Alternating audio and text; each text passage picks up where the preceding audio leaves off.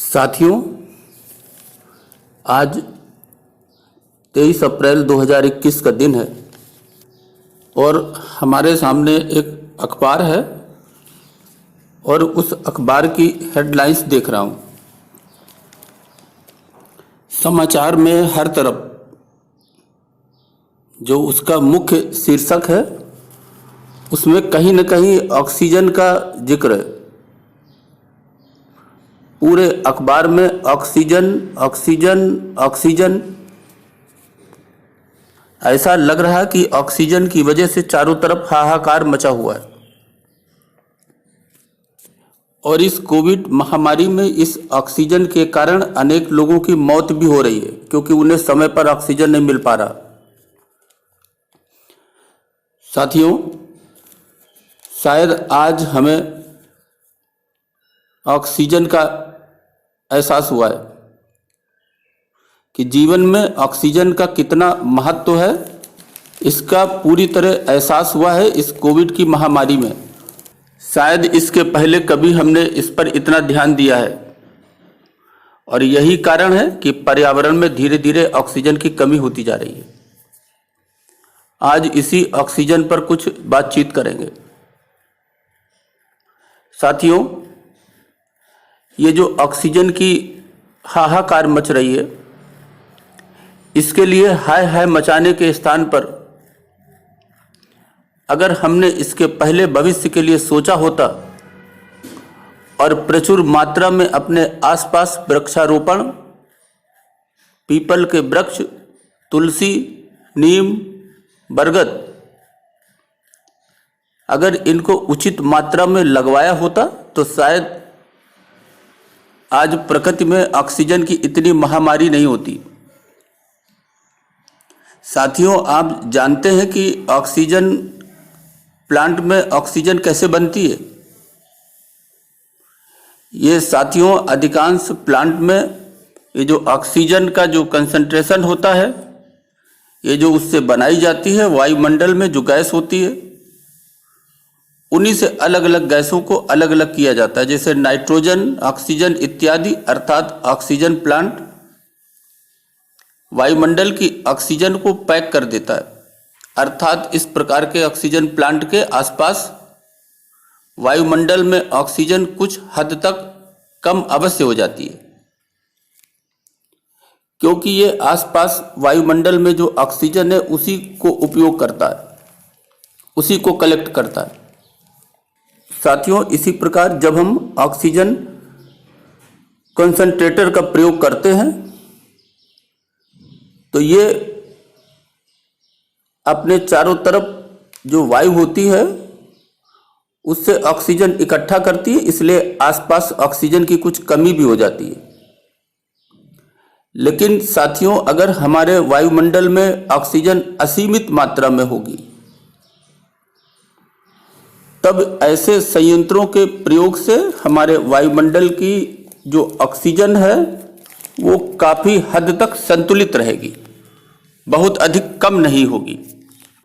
साथियों, क्योंकि वर्तमान में हमारे आसपास पीपल, बरगद, नीम और तुलसी जैसे पेड़ बहुतायत में नहीं है, अर्थात या तो नहीं है या है भी तो बहुत कम मात्रा में है। इसकी वजह से हमारे हवा में ऑक्सीजन की मात्रा न्यूनतम स्तर पर रहती है और जब हम उस ऑक्सीजन को पैक करते हैं तो ये न्यूनतम मात्रा भी कम होकर अत्यधिक कम हो जाती है, जिससे धीरे धीरे जीवन पर भी, लोगों के जीवन पर भी, चाहे पशु हो या मनुष्य हो, उनके जीवन पर भी नकारात्मक प्रभाव पड़ता है। साथियों, आप सोच रहे होंगे कि पेड़ों का ऑक्सीजन से क्या ताल्लुक है, तो हम आपको सरल शब्दों में बताएं। कुछ पेड़ ऐसे होते हैं जो प्रकाश संश्लेषण की क्रिया करके हवा में भारी मात्रा में ऑक्सीजन छोड़ते हैं। साथियों, हरे पौधे प्रकाश की ऊर्जा का इस्तेमाल करके कार्बन डाइऑक्साइड और पानी को कार्बोहाइड्रेट में बदलते हैं। पौधे के प्रकाश संश्लेषक वर्णक क्लोरोफिल द्वारा प्रकाश ऊर्जा का अवशोषण किया जाता है, जबकि कार्बन डाइऑक्साइड और ऑक्सीजन से युक्त हवा पत्तियों के जो स्टोमेटा होती है उसके माध्यम से होकर पौधे में प्रवेश करती है। और प्रकाश संश्लेषण का एक अत्यंत ही महत्वपूर्ण उत्पाद जो है वो है ऑक्सीजन। अगर हम आपको सरल शब्दों में बताएं, पौधे होते हैं जो इस क्रिया द्वारा अपना भोजन बनाते हैं और भोजन में जल और वायु में जो कार्बन डाइऑक्साइड है उसका उपयोग करते हैं और प्रकाश की उपस्थिति में ये अपना भोजन बनाते हैं, उसी भोजन से ये जीवित रहते हैं।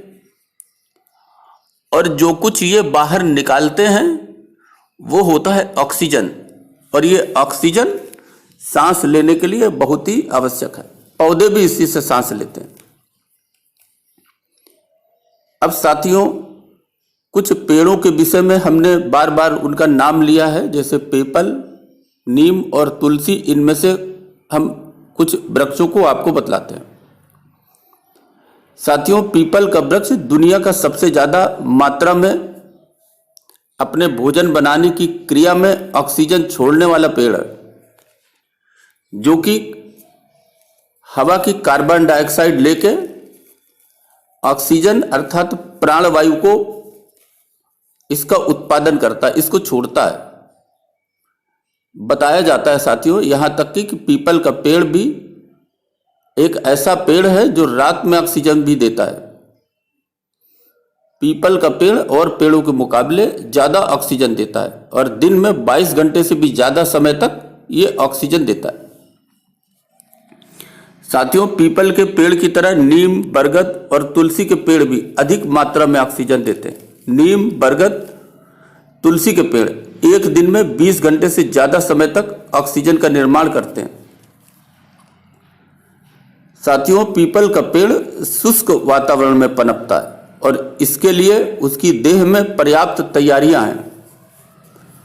पेड़ पौधों की सतह पर स्टोमेटा नामक नन्हे नन्हे छिद्र होते हैं, जिनसे गैसों और जल वाष्प का लेन देन होता है।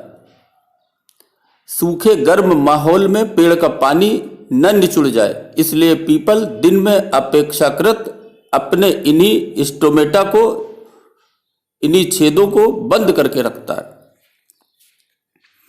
साथियों, पीपल व उसके जैसे कई पेड़ रात को अपने स्टोमेटा खोलते हैं और हवा से कार्बन डाइऑक्साइड बटोरते हैं, उससे मैलेट नामक एक रसायन बनाकर रख लेते हैं, ताकि फिर आगे दिन में जब सूरज चमके और प्रकाश मिले तो प्रकाश संश्लेषण में सीधे वायुमंडलीय कार्बन डाइऑक्साइड की जगह इस मैलेट का भी प्रयोग कर सकें।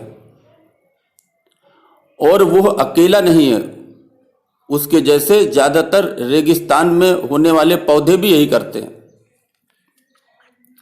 साथियों, अरीका, पाम, नीम, स्नेक प्लांट, आर्किड, तुलसी और कई अन्य रात को कार्बन डाइऑक्साइड लेके उसे मैलेट बनाकर आगे प्रकाश संश्लेषण के लिए इस्तेमाल करने की यह प्रक्रिया CAM काम मार्ग यानी क्रॉसुलेशियन पाथवे इस नाम से भी पादप विज्ञान में यानी बॉटनी में जाना जाता है।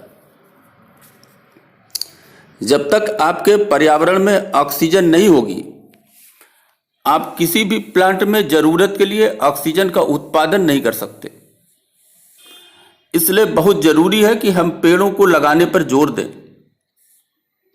साथियों, यह अत्यंत आवश्यक है कि इस कोरोना काल में ऑक्सीजन के कारण मचे हाहाकार से हम सबक लें और पूर्वजों द्वारा सुझाए गए वृक्षों को अधिकाधिक मात्रा में लगाएं तथा वृक्ष काटने को जीव हत्या के समान समझें। और हम प्रकृति को सम्मान देंगे तो प्रकृति हमको जीने का उत्तम अवसर देगी, हमें ऑक्सीजन देगी।